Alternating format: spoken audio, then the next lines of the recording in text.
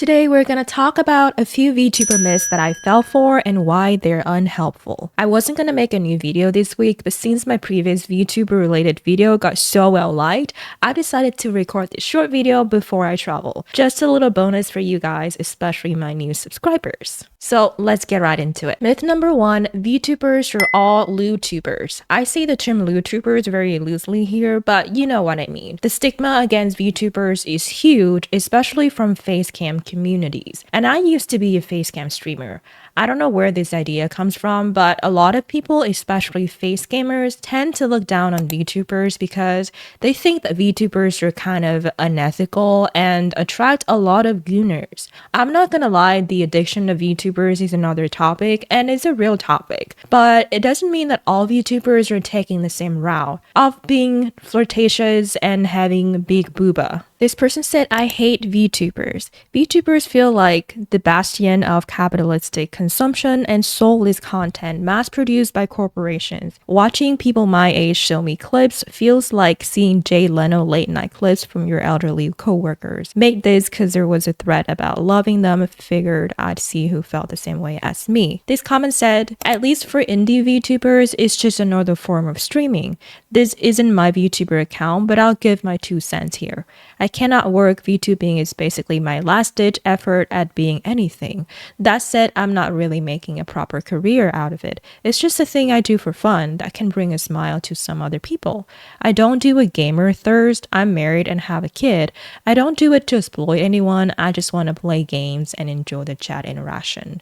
For all the hundreds that are corpo VTubers, there are thousands more indie VTubers who are doing this to create something and just have some fun in life. I absolutely agree with this comment. I don't like how the majority of people generalizing VTubing to this corporate capitalistic industry.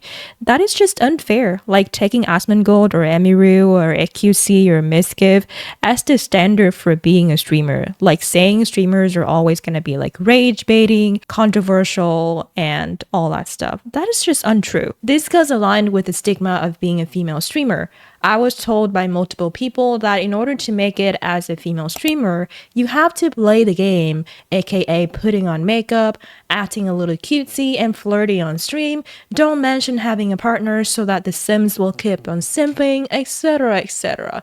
You know, the kind of advice that you probably heard of before. These ideas really messed with my head for a long time, especially when I streamed for quite a while with only 0 to 3 viewers. It made me question if I needed to kind of sell part of my soul and a little of my body just to make it in the industry. Obviously, this is wrong. Yes, I agree there are a lot of LewTubers out there whose whole persona is to attract gooners and sims, but on the other hand, the prejudice is unjustified because there's so many face cammers who do the exact same thing. Pretending to be lonely and single, leading people on so they could get more donations.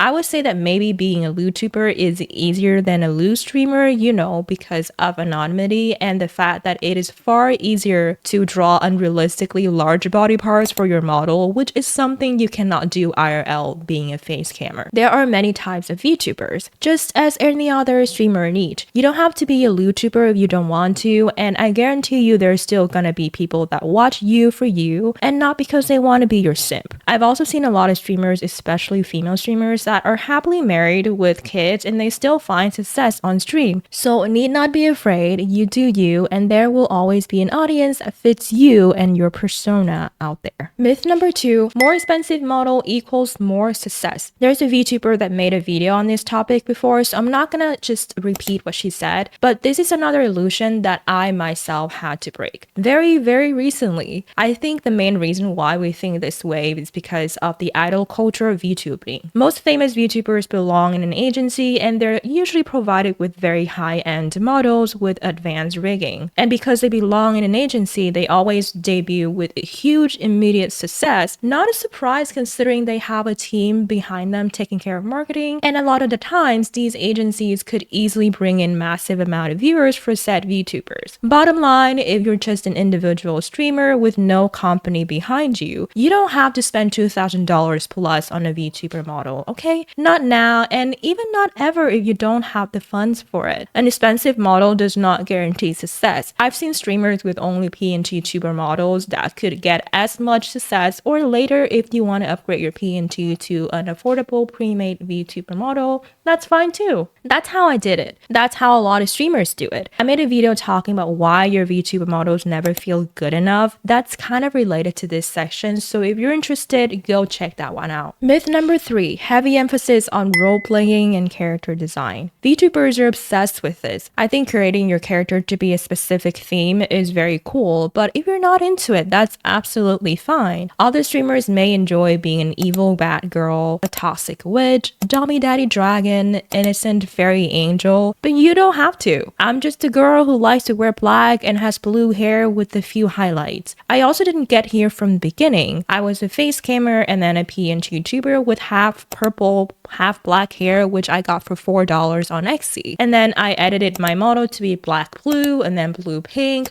to who I am now. And this is the style that I'm the most comfortable with. Just a normal girl with no wings, no tails, no special elements. I purchased this white pink cat outfit a few weeks ago, and while I enjoyed it for a couple days, I realized that I don't feel comfortable with that persona as much. All I'm trying to say is you don't have to figure it all out, especially in the beginning. The whole emphasis on creating a unique character before debut is impractical for most of us. We should normalize pressing that start streaming button going live for the first time with the most affordable option you can think of and just go with the flow from there.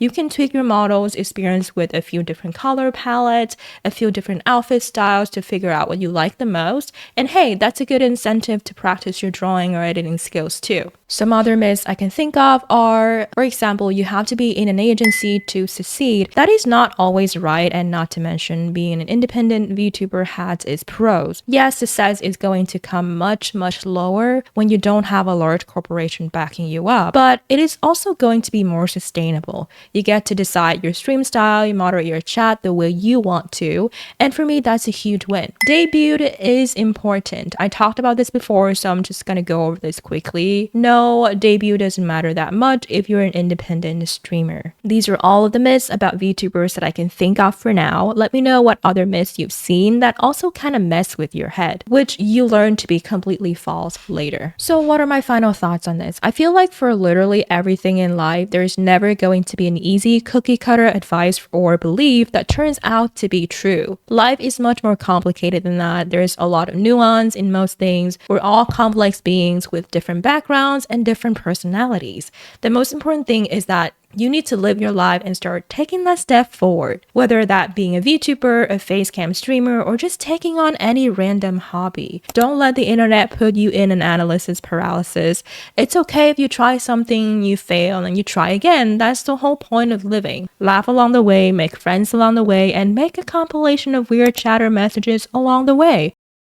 With all of that being said, if you would like me to talk more about VTuber or streamer topics, which I can have a lot to share, by the way, let me know in the comments below, and give the video a like and give the channel a subscribe if you enjoy this kind of content. Until next time, see ya!